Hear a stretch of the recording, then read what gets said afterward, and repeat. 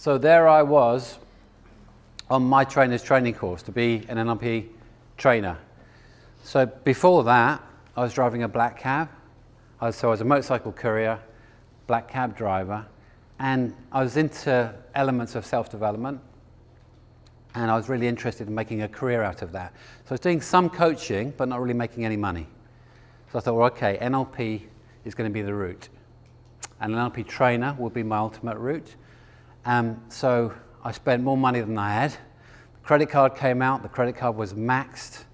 I spent, I think it was £7,000, flew over to America, because in those days, that's where the best training was.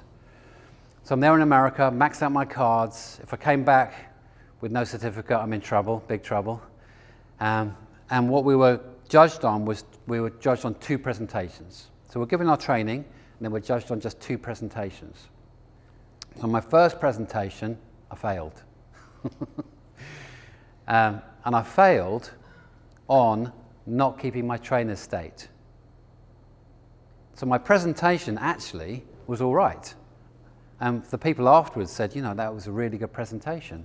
But what I did do was, I didn't like my presentation very much. So what happened was, as I finished my presentation, I started harking on myself. And I failed because of harking on myself, not because of my presentation. So I was saying debilitating things about myself, like, oh, I didn't do that very well, and it wasn't very good, and I lost my trainer's state. So that was what I was failed on, losing my trainer's state. So I had one presentation, or I'm out. So I was doing this presentation. Now, in this presentation, I was telling a metaphor, because metaphors are always good for presentations. So, and in this metaphor, what's supposed to be happening, I was talking about Robert, and this guy Robert that I knew, and he ran self-development courses, and he was a great mentor towards me, and I really liked him. And in the metaphor, he's in the training room, and he's delivering a training. Okay, so I started like that, and there Robert was there, and he's in the training room, he's delivering a training, and I'm there, and then I went completely blank. I went absolutely completely blank. And I forgot what I was doing. I've even forgotten the metaphor and everything. But you know, when you just go absolutely blank, you don't know what you're doing there, kind of what your name is, and have you got 5 toes or 6? I'm not quite sure, really, at this point. But I knew it was quite crucial, I remember that. And I remembered what's important. You have to keep your trainer's state. Now, whatever happens, keep your trainer's state. So I'm standing there, I say, oh, great, keep your trainer's state. So I'm not saying anything. I'm just standing there blankly, but with my trainer's state. And then time was ticking on. It's like, keep your trainer's state, keep your trainer's state. Now, we were taught, if you had a really tricky situation and you went blank, what you should do, you must reach down and find something you didn't know you had and pull it up. And then with that thing that you didn't know you had, and that power and that intelligence and that knowingness, and then you'll find something and you'll continue.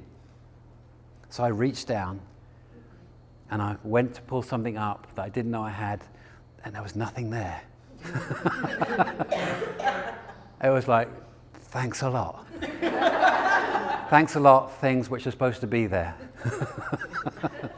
Thanks a lot for things that you didn't know you have, that I didn't know I have, and I still don't know that I have. So there I am, and I'm in my trainer's state. And I think it must have been, I don't know, because time kind of goes a bit weird when you're like that, it must have been a minute or a minute and a half, where I'm still saying absolutely nothing. And so I thought to myself, now you have to say something. You just have to say anything. You have to open your mouth and just say something, and because it's going to be weird otherwise. And it already was for me.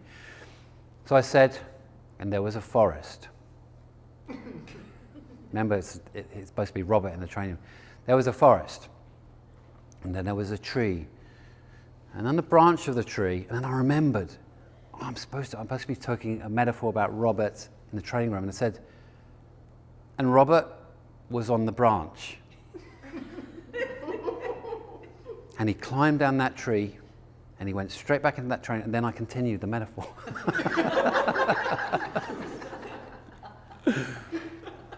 And nobody said a word. In the feedback, nobody said a word about how come that guy was up a tree when he's supposed to be in the training room. Because what you start to notice is, it isn't about the words. It's not about the words. It's about you connecting with the audience, staying in your trainer state, and then having an intention to give service to those ears which are listening. And that's what really matters. That's the only thing that really matters to the audience. Are you connecting with them? Are you with them? Or are you doing something else with yourself, kind of thing? So that's so that's where we're going to go to begin with, to show you how useful your now state is. So the other use, obviously, as a presenter, the other use of the now state is you can see everybody simultaneously. You know what they're doing, you know what state they're in, you know whether they're interested or not interested. You can check out who the rapport leaders are in the room. You can see that because you can see when they move, everybody else starts moving. So you can even check out who's the rapport leader to give them a little bit more attention sometimes. You'll notice the rapport leader, they cross their leg and then everybody else starts crossing their leg. Or they just move like this and everybody else moves like this, like a wave. So even in a room of 100 people, you can check out who are the rapport leaders in the room. And they will change from time to time. They don't always just stay the same. So knowing that your audience is what they're doing, how they're connecting with you, you can then apply your ability to pace and match the audience. So we're going to do that as an exercise. We're going to start off, and this is a fun. Most of the exercises that I think, to me, all of them are fun. You will have to take feedback afterwards to see how much fun you thought they are, but they are set up to be as fun and enjoyable as possible, because we think that's what presenting should be. We do know that the second biggest fear on the planet is public speaking. We do know that. So for me, it shouldn't be like that, because what you're doing here is you're just being, really. And we're going to show you how important it is just to be in front of the room, and how much you can affect an audience without having to have words as well. So we'll start off by just showing you how aware you can be of an audience, so you can check with yourself, and under pressure as well. So what we're going to do, we'll split into 2 groups, and 6 people are going to go into that group there, and 7 people are going to be here in this group here. So what you're going to do is you'll stand here. Let's say this is your trainer's stance. So just choose your trainer's stance, whatever it is, and you're going to stay here in your trainer's stance. You're not going to be moving around, just in one place. And what's going to happen is you'll put yourself in your now state. And then when you're in your now state, and you know you're in your now state, and you're comfortable with that, just tell people, yep, okay, ready to start, or the trainer, because the trainer will be at the sides. Say, yes, ready to start.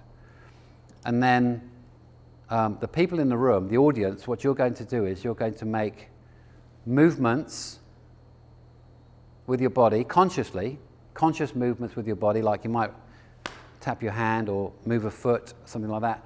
And as the presenter in your now state, when you see that movement, you're just going to point with a finger to where that movement was. Okay? Now you can get more subtle with your movements.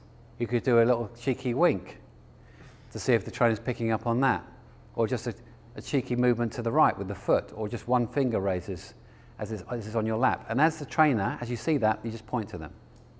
Point. You're not going to say any words, simply point, but like Wild West, bam, bam, bam, bam, and catch them. Now, of course, there may be simultaneous movements, so just just relax in your now and allow your fingers to do the talking for you. All good? Fantastic. We'll do that for 5 minutes. So you can do that for 5 minutes, and we'll time you. We've got a timer we're going to use to time that. And at the end, you're going to stop, and then there's going to be some feedback. Now, here's the thing about feedback. Feedback is beautiful for allowing your unconscious mind to make changes the next time you do it. So the feedback is not for your conscious minds. It's not for you to try and work it out. I did that, so how would I do that differently next time? The feedback is designed to go right straight into your unconscious mind, so your behavior changes the next time by itself. Now, with regard to that, on my trainer's training, what they did was, and it really works, and it's tough for the presenter, this bit, and it really works. So we're going to give you some feedback. So there'll be 30 seconds of feedback from one of you in the audience, and there'll be a minute of feedback from the trainer. Now, your job as a presenter is to stay in your now state whilst you're getting feedback. So you stay in your stance. It's going to be tough, I know, for some of you. Stay in your stance, stay in your now state, and you do not say a word. Zip. Yeah, wow. Yeah, exactly, yeah. For those of you who are expressors in the audience, that's really tough. Yeah, we found that if you start talking back and say, oh, well, I did this because there's nothing going in. In other words, it's easy to deflect the feedback by giving excuses and meanings to why you did this or why you didn't do that, or I missed that or I didn't miss that. That's all interrupting this wonderful, beautiful language that's going to come in and allow you to change the behavior the next time you do something. So it's in your stance, zip like that, and then listen to the feedback, and that's it. Now at the end, when all the feedback's been done, you're going to get a round of applause. Yeah. Again, what we're going to ask you to do is, because it's so historically traditional, that as people start to get a round of applause, they either do something silly like, oh yeah, or something like that, you know, and that's kind of almost deflecting it as well.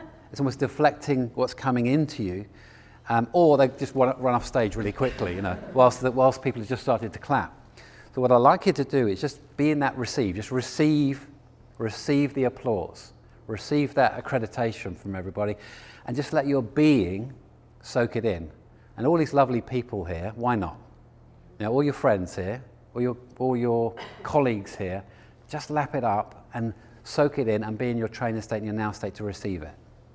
And then when the clapping stopped, you can sit down. Probably we're going to have to give you some feedback about that at some point. So if you do start running off quickly, the trainer will just say, okay, come back, come on, come back, and now receive. Now receive. I mean, even doing like this is kind of, in a way, might be deflecting. So just, you know, be standing in your normal, relaxed state and allow the feedback to come in.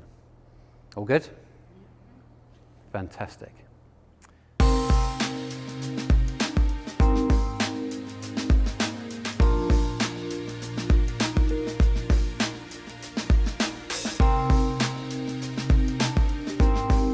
Improve upon. Okay, 30 seconds of that and I'll give a minute, up to a minute. All good? Yeah, so let them know when you're ready to start.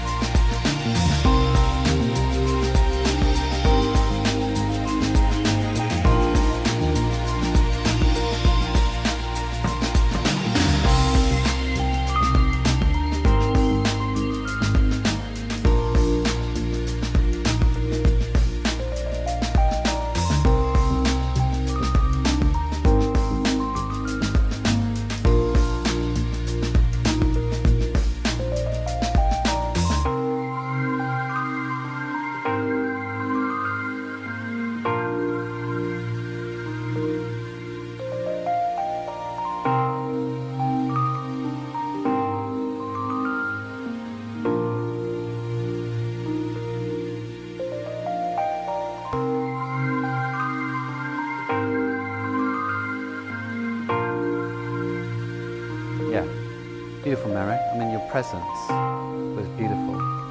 Yeah, Wesley, that was really entertaining as well as a beautiful demonstration of being absolutely sensory aware. And you were catching most of the movements they were making. You were catching most of them, and you know, with a smile and with great engagement with everybody. You were really engaging with people. A beautiful, beautiful demonstration of connection and sensory awareness. Thank you very much.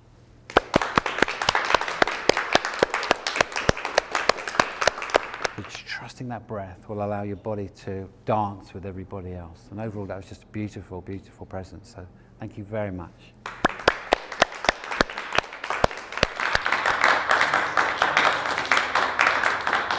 You good? And overall, that's just a beautiful, beautiful presence and solidity and a surety of we like to listen to you.